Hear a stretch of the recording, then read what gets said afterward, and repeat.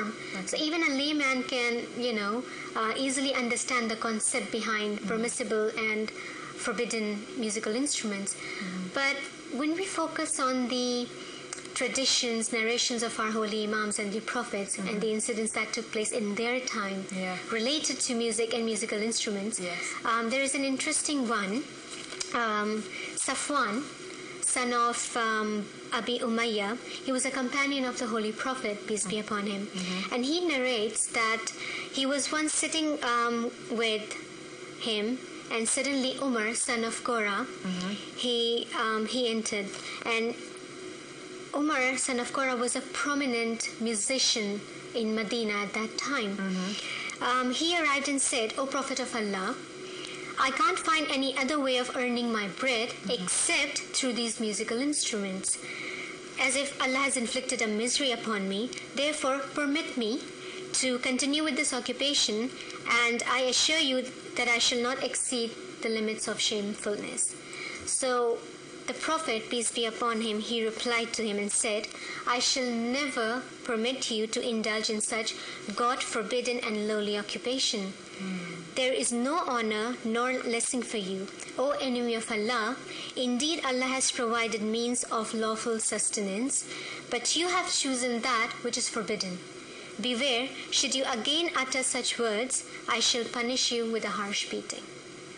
Okay. Now, if you look at this incident, I think you can get your answer about the permissibility of musical instruments.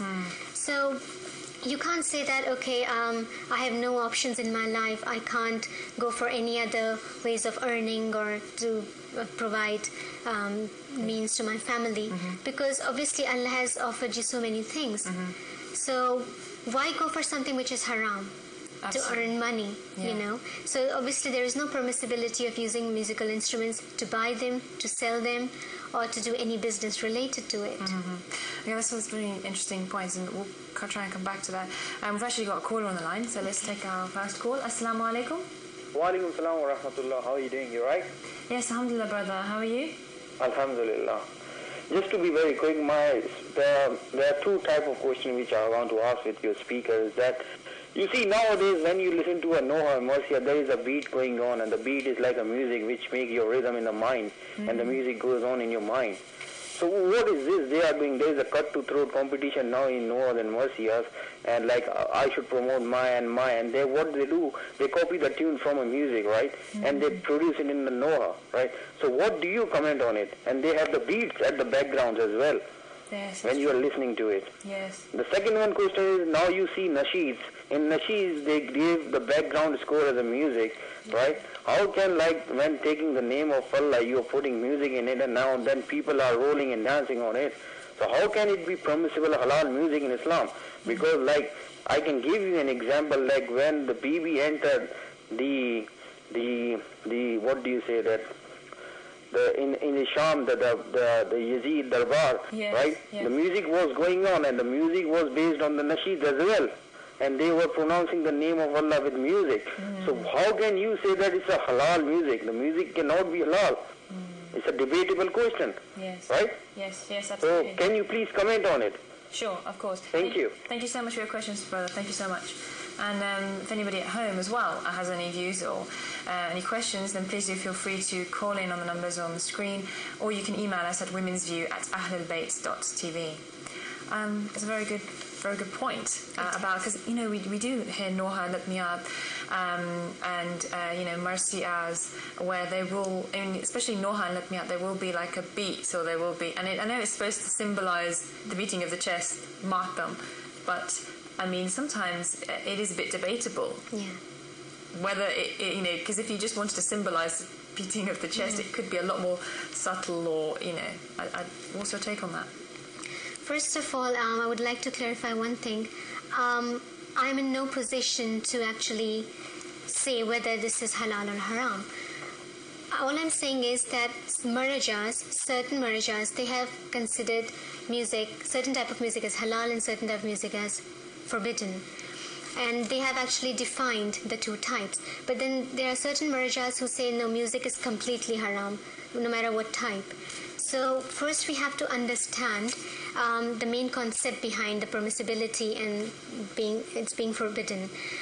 First of all, we have to keep one thing in mind, that you can never mix halal and haram together. Okay? To praise and glorify the names of Allah or the holy imams or the Prophet, you cannot use it through music. Okay, the medium that is being used to glorify these names, you have to make sure everything is halal. So if you're using musical instruments like they do in certain nasheeds nowadays, even in Qawwali, which is quite common in the subcontinent regions, they use lots of musical instruments, but at the same time they're praising Allah subhanahu wa ta'ala, or they're praising the Prophet of Islam. But you can't do that. In fact, it is a serious offense, because what you are doing is you are associating something which is clearly defined as haram by the Prophet and the holy imams with something which is highly recommended, that is praising Ahlulbayt alayhi salam or Allah subhanahu wa ta'ala. So it's like, I'll give you an example, it's like somebody writes on a piece of paper the names of Allah and the Ahlulbayt, and then he dissolves it in alcohol. That won't make alcohol permissible. So you cannot mix halal and haram together and justify it as being halal. So using music or musical notes with latmiyas, nohas, mursiyas, so salam, or any recitations is not permissible. One thing that the marjas have actually clarified upon is any recitation, whether it's a noha or a latmiya, the tune that is being played in the background, or just the rhythm, the way it's being recited, if it's similar to anything which is haram, for example, like brother gave an example that sometimes they use tunes or beats in the background which is quite similar to songs and music, then obviously it's not permissible. In fact, it becomes haram, because you're associating something which is not permissible with something which is pure and holy. You can't do that. So you have to make sure the things that you're listening to, whether it's a nasheed or a noha or a latmiya, or even the recitations of the Holy Quran, you have to focus if it's free from all these haram things. And as far as the beatings is concerned, the matam itself, there's no harm in matam, because if you focus on the history of matam, it's quite ancient as well, and they still practice in Arab. There's no harm in that. But the use of instruments in the background, that's not permissible. But also sometimes when they do the matam in the background, it has quite a heavy beat or a bass to it, that it's almost like that's more louder than the actual recitation. And I think that's something that maybe people need to, it depends how it makes you feel. It's all subjective really, but maybe feedback also to the noha, the reciter, the artist, and sort of say, actually, I don't think that this is quite right. So I think feedback also within the community is quite important.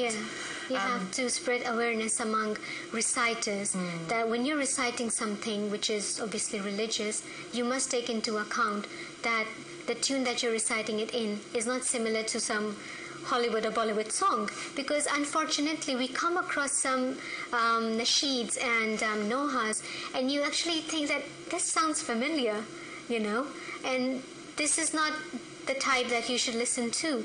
So sometimes people, they don't really bother. They say, oh, it's only a tune, it's only a note, it's only a rhythm, what difference will it make? We're not using drums or flutes. But they don't understand, it's not just the musical instruments, but even the way it's being recited can be objectionable. Okay. We actually have another caller on the line, so let's go to our caller. Assalamu alaikum. Alaikum assalam wa rahmatullah. I just had a question, because earlier the sister was talking about the difference between listening to music and hearing music. So if I, for example, go to the shop and I know that there's music in the shop, so I will hear it. So it's nothing haram, right? Yes. But what if I want to go to a friend's wedding and I know that they have music? Would that also be hearing music? Because I'm not going there with the intention to listen to music, but I'm going there because it's my friend and she would probably get upset if I don't go there. And so would it be considered as hearing music? Or because usually they say it's haram, you don't go to weddings where there's music. That's right. That's why I'm asking this. Well, very good question, sister. Thank you so much for calling in. Thank you. And if anybody at home has a question or a comment, then please do feel free to call in on the numbers on the screen, or you can email us at womansview@ahlulbayt.tv. That's a very, very good point. And I think depending on which community background you come from, sometimes this is quite common where you're going to go to a wedding and you know about 8 out of 10 that there's going to be music played, and you're always debating, oh, do I go, do I not go, or what do you... I mean, obviously we know if you're going to the shops, there's music being played in the background. Obviously, as long as you're actively listening to it and it's just there in the background, then that's halal, it's fine. When you, obviously she's talking, the same can occur when you're in a wedding. Sometimes you go to a wedding and you don't know if there's going to be music or not, and you go there and there is music, and then you sort of, block it out, or you're not actively listening to it. So then, according to some marjas, that is permissible also. But here she comes to a very important point where she knows there will be music there. She knows music will be played there. Now, from what I know, marjas have said that you should refrain from all gatherings where music is being played, or music of entertainment or amusement will be played. But at the same time, she knows that she doesn't want to offend, because obviously her friend will get upset, etc. And this is a true case. If you say to a friend who may not be as practicing as yourself and say, I'm sorry, I'm not going to come to your wedding because I know you're going to play music, that could cause offence. Also, it could upset them, because then they'll think, okay, so does that mean I have to, not play music or something? So how should we tread in a society like that? What should we do? First, I would like to ask a question to my sister who just called. If you're given 2 options, first is to please Allah, and the second option is to please your friend or a loved one, who would you give priority to? Is it Allah or your friend? Who would you like not to get offended? So when something is considered as haram, it's obvious that we have to avoid it at all costs. We have to try our level best, and obviously Allah is forgiving. But as far as going to gatherings is concerned, where you are 100% sure that musical instruments will be played, there will be like dancing and singing and merrymaking, when you're 100% sure that this is bound to happen, obviously it's obligatory on you to avoid and refrain from going through such gatherings. Here I would like to quote a narration from Imam Ali alayhi salam, where he says that all that is void of remembrance of God is meant by this term, that is music. With the Ahlulbayt, this term includes all useless entertainments, wasteful of time, including musical enjoyments, when games played just to while away the time, and are also covered by this term, that is music. We are not allowed basically to go to a gathering where music is being played. But if you end up going to a place where you are not expecting that music will be played, and you just come across somebody who's singing or dancing, then obviously your intention was not to go to that place just to hear music or to dance. So that's an exceptional issue. But if you can choose whether to go or not to go, then obviously you would definitely go for the other option. You wouldn't deliberately or intentionally go to something which is not permissible. As far as your friend is concerned, obviously getting married is a once in a lifetime event, and you want to be there, and it's understandable. But if you know that by going there you will end up doing something haram, then you don't want to take that risk, do you?